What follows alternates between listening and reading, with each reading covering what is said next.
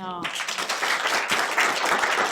And my favorite badass women in Roanoke are in this room today. When does that happen? I've taken some notes. Um, a lot of talk among people who are scared about living under a fascist regime these days. I want to move to Portugal. I got my Euro pass to move to Ireland. Another friend already in a blue state of New York will probably get a second place in Argentina where she has relatives, but she worries about her own grown kids because she can't afford to move everybody and says, but I want my peeps. I have a friend who's probably moving to Roanoke in a few months, our beloved blue dot in our purple state, from Texas, where he's had it with so many multiple 100+ degree days, and with churches drawing right and left from the anti-LGBTQ playbook, attacking librarians and school boards. A dear friend of his who sang in the choir with him and his Episcopal church was kicked out for being trans. Just a few weeks before, she had turned to the choir and said, "Thank you for adopting me." My own kid, a non-binary musician, had to get off social media after a few rude comments about their appearance, including one asshole who said he hoped Sasha would join the 41% of trans women who try to commit suicide before the age of 40. We're all scared and grappling.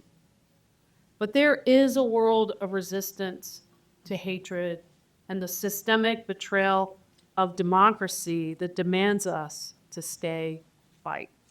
We must scramble for hope fiercely. Next October, I have a book coming out. I'm just finishing. It's called Paper Girl, The Search for Home and Family in a Fractured America. It's a memoir, but it's also an investigation into our divisions, and it's framed between the elections of 2020 and the most recent one. And I'm grasping for hope at the end of the book. So this is fresh on my mind, as I have been in all my books. And in so grasping, I reach out to my favorite Appalachian activist, Robert Guy, who's from Kentucky. I call him my Appalachian sensei. And most of these ideas come from Robert. So I'm just going to give you 5 kind of takeaways. Number 1, we need to ground ourselves. Touch grass.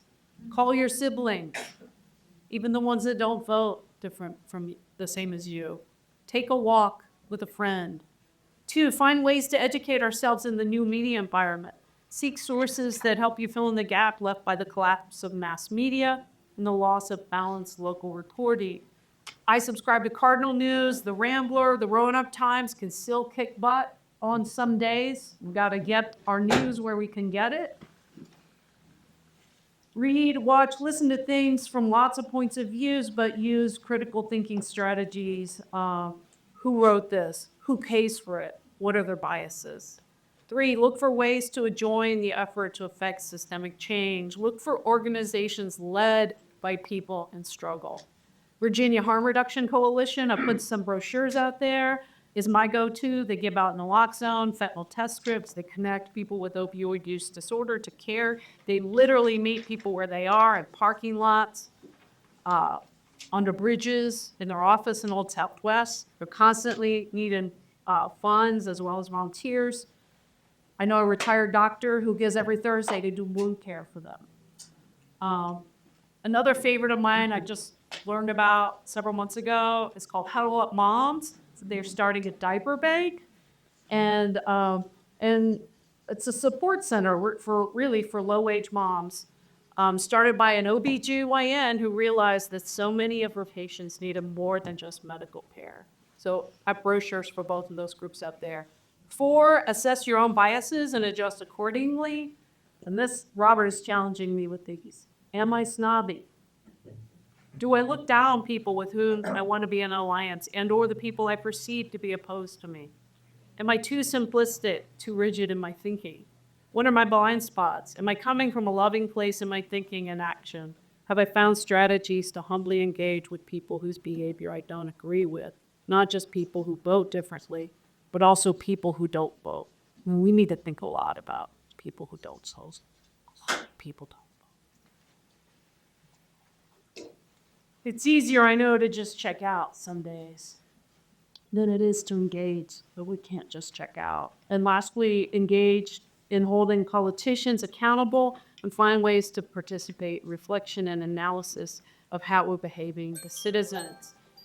So thank you to Dina for bringing us all together. That was actually my last point.